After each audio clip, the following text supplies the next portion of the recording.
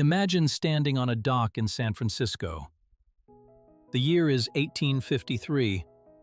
Around you, thousands of men have crossed oceans, deserts, and mountains with one thing burning in their minds: gold. They heard the stories. A man dips his pan in a California river and pulls out a nugget. A farmer becomes rich overnight. A nobody becomes somebody.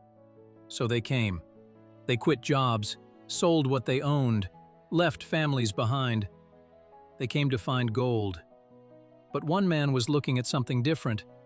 He was not looking at the gold. He was looking at the people chasing it. His name was Levi Strauss, and he would get rich from the gold rush without mining gold. Most people remember Levi Strauss because of jeans. But that is the wrong reason. While thousands of people crossed oceans chasing gold, Strauss looked at that same crowd and saw something else entirely: customers.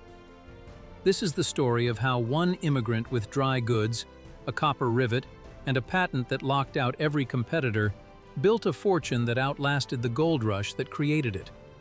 But it is also a story about what is happening right now, in AI, in crypto, in every boom where most people chase the prize and a quiet few sell to the people chasing it. Same playbook, different century. In the next 10 minutes, watch for two things. First, the single decision that separated Levi Strauss from thousands of other merchants selling to the exact same miners. Most of them disappeared. He didn't. And most people think the reason was the rivet. It wasn't. Second, near the end, you'll see the modern version of this exact playbook running right now inside a company you already know, in a boom you are watching unfold in real time. By the time this story is over, you'll understand why the people who sell the picks and shovels rarely talk about the picks and shovels. The Gold Rush Trap. On January 24, 1848, James Marshall found gold at Sutter's Mill in Coloma, California. The news spread fast. Once people believed ordinary men could become rich by digging in the dirt, the rush began. By 1849, hundreds of thousands flooded into California. They were called the 49ers, and almost every one of them believed they were about to become rich. Most of them were wrong. Mining was brutal. Long days, freezing water, bleeding hands, broken backs. After all that work, many found little or nothing. Some made money, many barely survived. Some went home poorer than they arrived. But just a short walk from the riverbeds, someone else was doing much better.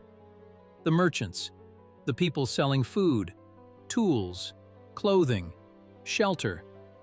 They did not need to find gold. They only needed miners to keep trying. Sam Brannan saw it first. When gold was discovered, Brannan did not run to the river. He bought every pickaxe, shovel, and pan he could find, then ran through the streets of San Francisco shouting that gold had been found. He became California's first millionaire, not from mining, from selling. That same instinct was about to reshape a young immigrant's future. Every miner was a maybe. Every miner's need for supplies was guaranteed. Levi Strauss understood that. The immigrant's insight. Levi Strauss was born Loeb Strauss in 1829 in Bavaria, part of a Jewish family with limited opportunity under the restrictions of the era. At 18, he sailed to America, New York. His brothers ran a dry goods business. Dry goods meant textiles, fabric, blankets, workwear, the unglamorous things people always need. Strauss learned the trade. Then, in 1853, he saw his opening: California. He moved west and founded Levi Strauss & Company. Not as a jeans company, not as a fashion brand, not even selling directly to miners. He built a dry goods wholesale business. His customers were general stores across the American West. That mattered, because Levi did not have to convince one miner at a time. He supplied the stores. The stores supplied the miners. While a miner's income depended on luck, Levi's depended on demand, and demand was everywhere. But the product that made Levi's famous? That did not begin with Levi. It began with a tailor in Nevada. The man with the idea. Jacob Davis was a Latvian immigrant running a tailor shop in Reno. His customers were miners, railroad workers, ranchers, men who destroyed their clothes for a living. And they all had the same problem. Their pants kept falling apart. These men carried tools, rocks, knives, and ore in their pockets. They climbed, crouched, lifted, dragged, all day. The fabric failed in the same places every time: pocket corners, stress points, seams. Then Davis had a simple idea. What if the weak points were reinforced with metal rivets? He tried it. It worked. The pants held. The rivets kept the pockets from tearing under pressure. It solved a real problem, and customers wanted it. Soon, Davis had more demand than he could handle. But he had another problem. If the idea was valuable, someone else could copy it. He needed a patent, and he needed money to get one. Davis had been buying fabric from Levi Strauss & Company. So in 1872, he wrote Levi a letter. He explained the idea, he explained the demand, and he proposed a partnership. If Levi helped pay for the patent, Davis would share the rights. Levi could have ignored him, a small tailor's problem 1,000 miles away. Instead, he saw the opportunity. On May 20, 1873, Jacob Davis and Levi Strauss received U.S. Patent Number 139,121, an improvement in fastening pocket openings. How Levi's made money. The Levi's story did not become a money story because of one lucky idea. It became a money story because 5 things came together at the right time. Layer 1. Demand. The gold rush and expansion of the American West created an enormous market for durable goods. Miners, railroad workers, ranch hands, they all needed clothing that could survive hard work. Layer 2. Distribution. Levi already had the infrastructure. He was supplying general stores across the West. So when riveted pants became available, he had a way to move them immediately. A good product without distribution disappears. A good product with distribution becomes a company. Layer 3. Differentiation. Before the rivet, work pants were a commodity. After the rivet, Levi's had a reason to be chosen. They lasted longer. For a laborer, that was not fashion. It was savings, reliability, one less thing to replace. Layer 4. Protection. The patent gave Levi Strauss and Jacob Davis a legal moat.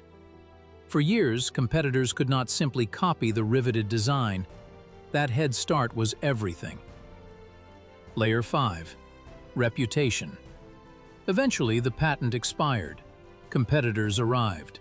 But by then, Levi's had built something harder to copy. Trust.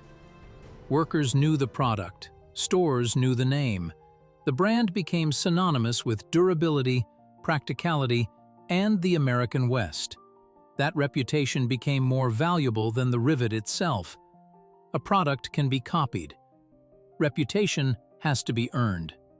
From workwear to icon. Then something unexpected happened. The pants built for miners became a symbol of rebellion. By the 1950s, denim meant youth, freedom, defiance. The 60s and 70s made it counterculture.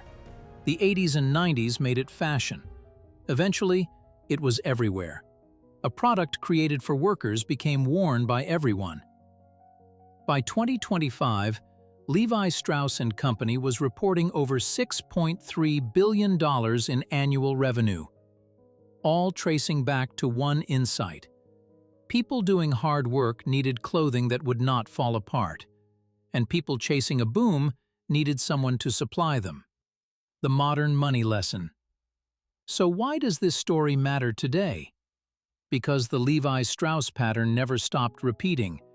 In every boom, most people chase the obvious prize: gold, internet startups, crypto, AI. But the more reliable money often goes to the people selling what the dreamers need. Take the AI boom. In 2023 and 2024, thousands of AI startups raised billions of dollars.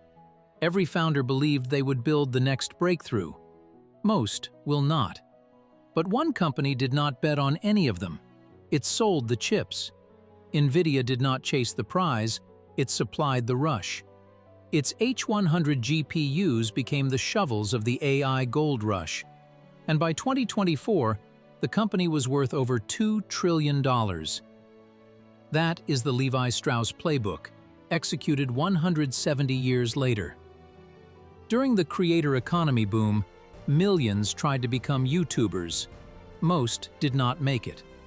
But the companies selling cameras, editing software, hosting, and distribution, they made money from the rush itself. Levi Strauss did not need to be the miner who found gold. He needed to be the merchant every miner depended on. He did not chase the glitter. He studied the system. That is the real money lesson. In every gold rush, ask two questions. Who is chasing the prize? And what do all of them need? Levi Strauss died in 1902, a wealthy and respected man. He never found gold in the California hills. He never needed to. He found something more reliable: the people looking for it. The miners gambled, the merchants sold certainty, and the man who sold to the people chasing gold built a company that outlasted the gold rush itself. The gold rush ended. Levi's did not. That is the story of how Levi Strauss turned dry goods, durable pants, and one copper rivet into one of the most enduring brands in history. If you enjoyed this story, subscribe to How People Made Money. Next time, another fortune built by serving a boom everyone else was too busy chasing.